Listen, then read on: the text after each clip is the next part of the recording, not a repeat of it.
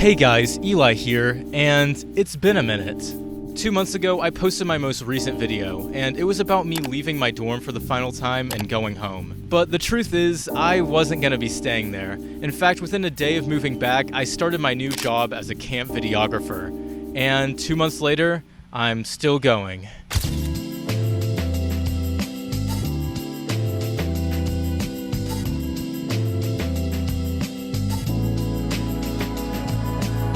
You're probably wondering why I'm not there at the moment. I mean, I was scheduled to work until August, but I don't know, something came up. I just can't really put my finger on it.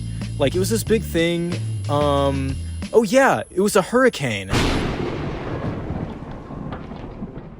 I mean, I was gonna work this week, but after a few days of the storm, everyone kind of realized why people don't usually do summer camp during a hurricane. So I then got sent home for the rest of the week. But when I got home, I found out that we didn't have power. So I realized that it probably wasn't the smartest idea to fry my brain watching Instagram Reels for 10 hours. Actually, that's probably never really a smart idea. So instead, I got to spend my time off self-reflecting. Ooh. A Tale of Two Cities was a book that I read in my 10th grade English class. I don't really remember what happened in there, but I do remember that it was about two cities. And this past summer, my life has kind of been its own Tale of Two Cities, in a way. But instead of London and Revolution-era Paris, my two cities are Austin, Texas, and my undisclosed Texas hometown, / the undisclosed camp near my undisclosed Texas hometown. Okay, maybe this isn't the best metaphor, but we're still going with it. Although these two cities are within the same state, they are both so vastly different from each other. And whenever I first moved to the camp from Austin, it was such a huge culture shock, and I was just instantly overwhelmed by everything that was so unfamiliar. And to make things even more daunting, I would be working pretty much all day, every day this summer. Now, if I subtract all the time that I spend sleeping and on break from the 24 hours I have each day, I can calculate that I spend about 77 hours working each week. And I could use that in my weekly pay rate to calculate how much I make hourly, but I don't want to do that because it would make me sad. The main point that I'm trying to make with this is that working 77 hours a week is a lot. So, am I happy?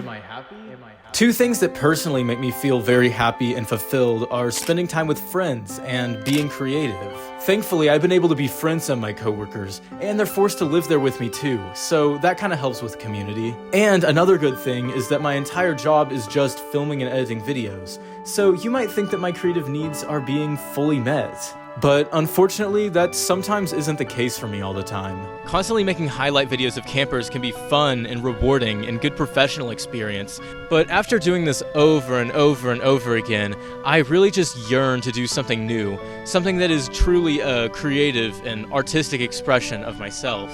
In the past, I've been able to do this through making YouTube videos or short films, but because of my job and the fact that I'm editing and filming pretty much constantly every day, doing that on top of my job would just really burn me out. So to keep myself truly creatively fulfilled, I've turned to other avenues. During the past few days I've spent at home without power, I've been reading a couple books about being creative. One of these books I've been reading is called The Creative Act, A Way of Being by Rick Rubin.